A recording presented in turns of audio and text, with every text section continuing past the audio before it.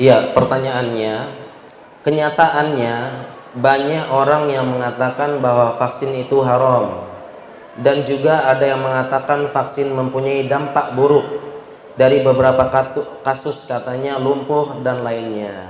Katanya banyak yang mengatakan vaksin haram. Nah, ini juga kita juga bisa mengatakan, banyak juga kok yang mengatakan halal, kan gitu.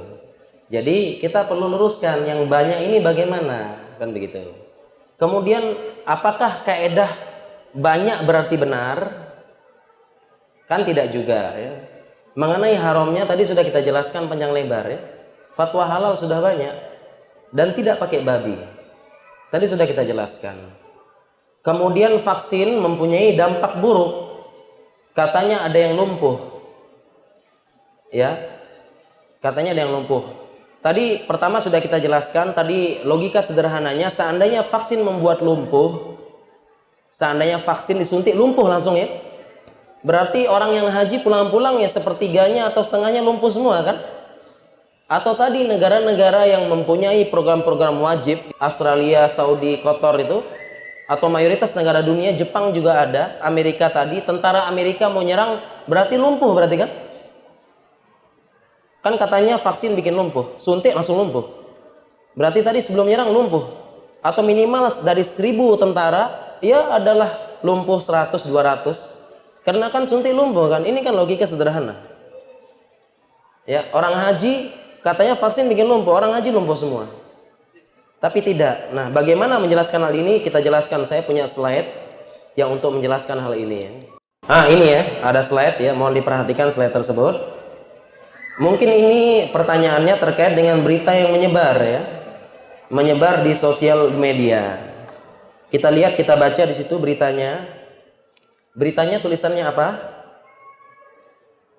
Berita di media tersebut tulisannya, 2 balita meninggal setelah imunisasi. Nah, ini bikin gempar, bikin takut dan bikin galau emak-emak dan ibu-ibu.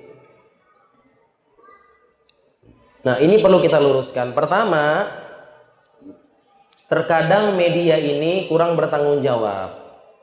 Beberapa media yang penting itu ratingnya naik dulu, masalah klarifikasi belakangan. Terserah mau dibaca apa tidak klarifikasinya. Perhatikan di situ, media menulis 2 balita meninggal setelah imunisasi.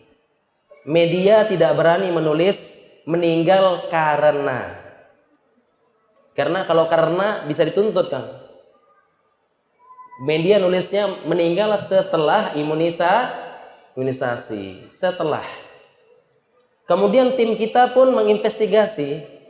Ternyata berita ini meninggal 7 hari setelah imunisasi atau 5 hari setelah imunisasi, dan ternyata balitanya punya penyakit yang lain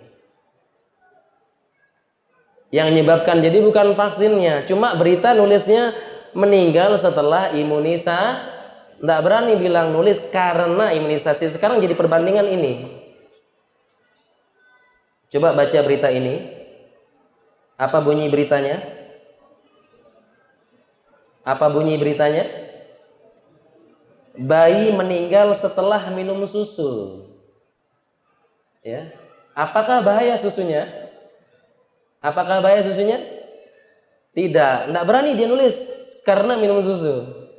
Setelah minum susu, bisa jadi ternyata setelah lama. Ini biar heboh dulu ini kan, naik rating beritanya, pada ngeklik semuanya. Atau ini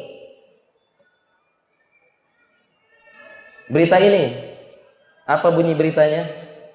Artis cantik tewas setelah bekam. Tewas setelah bekam.